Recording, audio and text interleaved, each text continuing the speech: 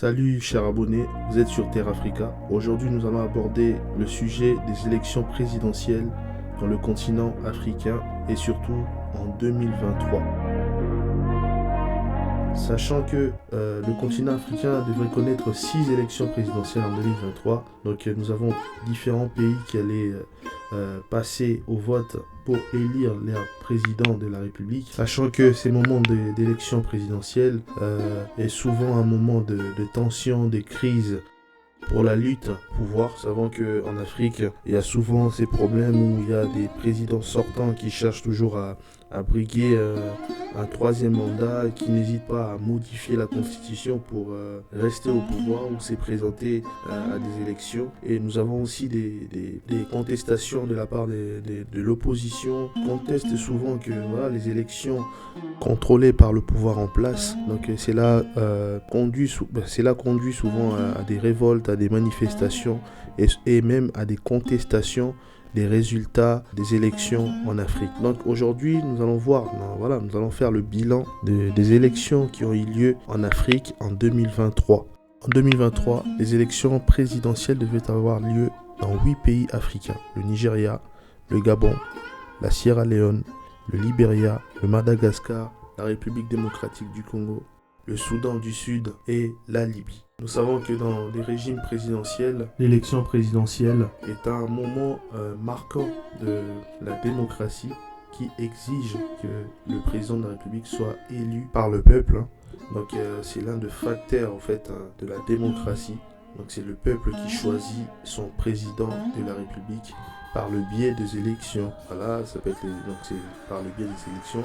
Là, dans ce cas, les élections présidentielles. Commençons par le Nigeria.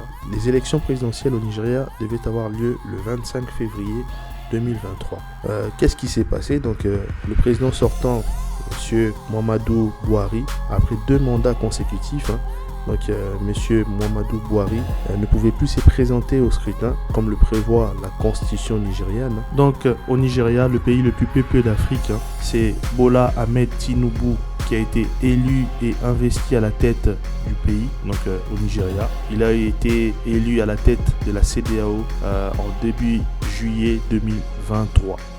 Nous allons parler maintenant des élections présidentielles qui ont eu lieu au Gabon. Nous savons tous que le pouvoir gabonais a été pendant longtemps dominé par la famille Bongo, Omar Bongo qui était à la tête du Gabon pendant de nombreuses années, qui a vu son fils le succéder depuis 2009. Et son fils Ali Bongo qui était à la tête du Gabon depuis 2009 s'est à nouveau présenté aux élections présidentielles en 2023. Après vote, donc le président du centre gabonais des élections a annoncé le 30 août à 3h du matin que Ali Bongo était élu avec 64% de voix devant Albert Ondo Ossa qui n'avait obtenu que 30% pour un taux de participation de 56%.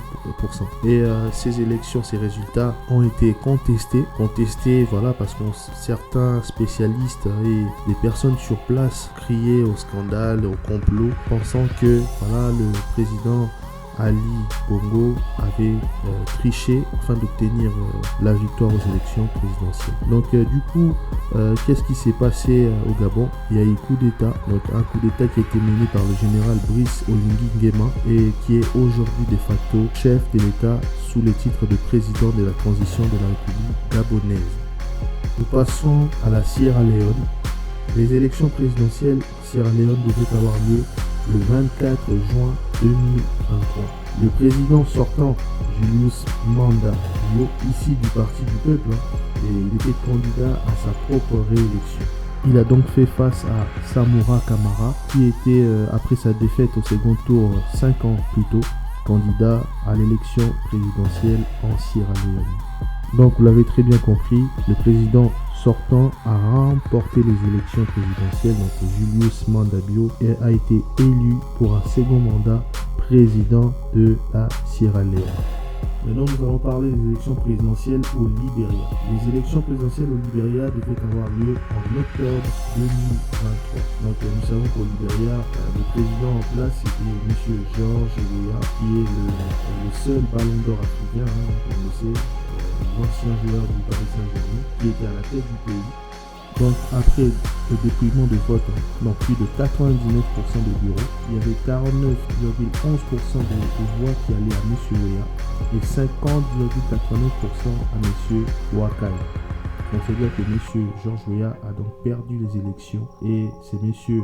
Boakai qui a été élu président de la République du Libéria. Passons à l'élection présidentielle qui devait avoir lieu à Madagascar en novembre 2023. Là aussi, nous avons assisté à la réélection d'Andry Rajoelina, donc le président sortant, qui a été réélu à la tête du pays, à Madagascar. D'ailleurs, les élections ont été contestées, mais la Haute Cour constitutionnelle a validé la victoire contestée du président sortant pour un nouveau mandat de 5 ans. Parlons maintenant des élections présidentielles qui devaient avoir lieu au Soudan du Sud. Au Soudan du Sud, les élections ont été reportées. Les élections étaient prévues initialement en février 2023. Les élections sud-soudanaises ont été reportées pour une date ultérieure, donc en 2024, sachant que en août 2022, le gouvernement d'union nationale avait annoncé qu'il resterait en place jusqu'en février 2025. Et le 7 décembre 2023, le parti au pouvoir au Soudan du Sud, le SPLM, le Mouvement populaire de libération du Soudan, a donc approuvé la candidature du président Salva Kiir pour un nouveau mandat lors des élections prévues pour la fin de l'année 2024. Donc le président Salva Kiir a donc accepté le soutien du parti, donc il va se présenter aux élections en fin 2024. Nous partons du côté de la République démocratique du Congo. Les élections présidentielles en RDC vont avoir lieu le 20 décembre 2023. Le président Félix Antoine Tshisekedi Tshilombo, qui a succédé à Joseph Kabila en 2019, à l'issue d'un scrutin très critiqué, affiche volontiers son intention de briguer un nouveau mandat. Du côté de l'opposition, on retrouve des têtes connues comme Moïse Katumbi, qui est aussi candidat à l'élection présidentielle, mais aussi Martin Fayulu, qui est aussi candidat à l'élection présidentielle en République démocratique du Congo. Reste à voir si le président en place sera à nouveau réélu ou le pouvoir partira du côté de l'opposition. Parlons maintenant des élections présidentielles en Libye. Nous savons que depuis la mort du général Muammar Kadhafi, la Libye passe des moments difficiles et traverse des crises politiques au sein même de son territoire. Selon Abdoulaye Bathily, le chef de la MANUL, la mission d'appui des Nations Unies en Libye, les dirigeants libyens ne sont toujours pas parvenus à surmonter leurs divergences pour résoudre la crise des légitimités des institutions intérimaires. Donc c'est une situation qui crée un risque de division du pays. D'ailleurs, sur le terrain, des signes d'une partition sont déjà visibles, puisqu'il y a selon ces rapports, le rapport de la MANUL, deux gouvernements, des appareils sécuritaires distincts, une banque centrale divisée, une répartition inégale des revenus pétroliers et gaziers. Depuis 2011, la Libye a connu de nombreux épisodes de violences armées et de confrontations entre camps rivaux. Et du côté de la capitale Tripoli, le gouvernement d'unité nationale mis sur pied depuis 2021 et qui résulte du processus de médiation de l'ONU. À Tobrouk, dans l'est du pays, cependant, le Parlement et les forces du maréchal Haftar s'opposent à ces gouvernements. Et si on devait faire un bilan, on peut donc voir que dans tous ces pays où les élections présidentielles devaient avoir lieu en 2023, parce qu'on n'a pas encore les résultats des élections présidentielles de la République démocratique du Congo et du Soudan du Sud et de la Libye, mais dans les autres pays, excepté le Libéria, on voit que c'est les présidents sortants qui ont tendance à remporter les élections présidentielles. Est-ce que c'est là est-il légitime ou non? On ne sait pas. Donc cela peut remettre en cause aussi en question le fonctionnement de la démocratie en Afrique et des processus électoraux. Comment cela fonctionne et pourquoi c'est souvent les présidents sortants qui sont réélus à la tête des pays. On peut dire que peut-être il mérite, parce que le président sortant peut mériter d'être réélu s'il a fait ce qu'il fallait, il a bien dirigé le pays pendant son mandat, donc il mérite d'avoir le soutien et la confiance du peuple pour être réélu à la tête de la nation. Mais on peut voir qu'en Afrique, souvent, ce n'est pas le cas. Il y a des présidents qui ne méritent pas, qui ont eu un mandat médiocre, mais lors des élections, ils mettent tout en place pour remporter les élections, ou au pire même, ils vont même au-delà et ils vont modifier la constitution pour obtenir le droit d'avoir un troisième mandat. Donc on l'a vu au Gabon avec le président Ali Bongo qui avait tout fait pour se représenter encore aux élections en 2023 alors qu'il avait déjà brigué d'autres mandats. Il était au pouvoir, on doit le rappeler, il était au pouvoir depuis 2009 au Gabon et il s'est présenté en 2023, il a remporté les élections. Peut-être c'était une élection de trop pour le peuple et on a vu la réaction, c'est l'armée qui a réagi, donc c'est monsieur Olingi qui a fait un coup d'État militaire pour prendre la place de monsieur Ali Bongo et diriger le pays dans la phase de transition avant d'organiser des nouvelles élections au Gabon. Donc dans ces pays, on vient de voir, il n'y a que le Libéria où on a vu que le président sortant a perdu les élections. Voilà, c'est M. Boakai qui a été réélu à la tête du Libéria. Est-ce qu'on peut dire que on peut quand même avoir de l'espoir dans la démocratie ou faire confiance à la démocratie africaine? Donc, parce qu'on voit qu'il y a des pays quand même qui font bien les choses. Au Libéria, il y a eu quand même un passage de pouvoir qui a été pacifique entre M. Weah et M. Boakai. Et on attend encore des résultats qui vont arriver, les résultats des élections en République démocratique du Congo, où nous ne savons pas encore qui sera élu ou bien réélu à la tête du pays, si ce sera M.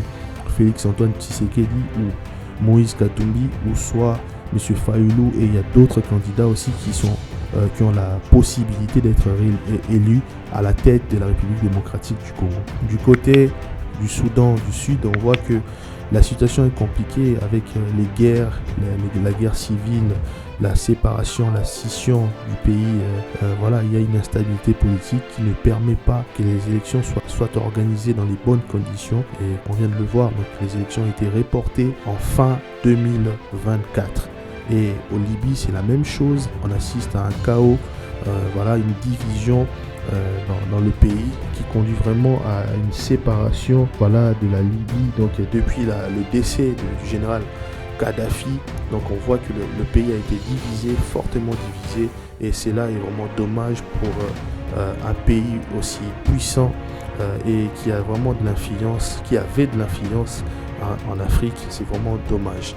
Mes amis, la saga des élections présidentielles en Afrique n'est pas finie parce que l'année prochaine, en 2024, nous attendons des élections au Sénégal qui auront lieu le 25 février 2024 où nous nous posons la question, nous ne savons pas encore si Ousmane Sonko, président du parti PASTEF, sera candidat aux élections présidentielles.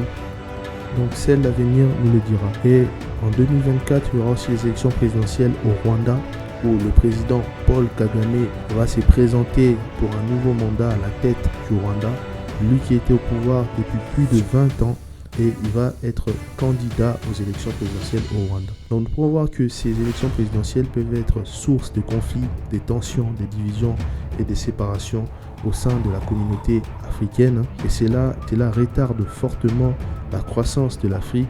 Et lorsque nous sommes plongés dans des conflits, nous n'avons pas le temps de nous développer, nous n'avons pas le temps d'aller de l'avant, nous n'avons pas le temps de faire de l'Afrique continent riche et influent. Donc abonne-toi sur Terra Africa, laisse-nous un commentaire, partage cette vidéo. Donc vous êtes nombreux à nous suivre, n'hésite pas à revenir pour un prochain numéro. Abonne-toi sur nos réseaux sociaux, Facebook, Instagram et YouTube. Nous avons besoin de ton soutien. Soutiens-nous, Terra Africa, terre d'espoir.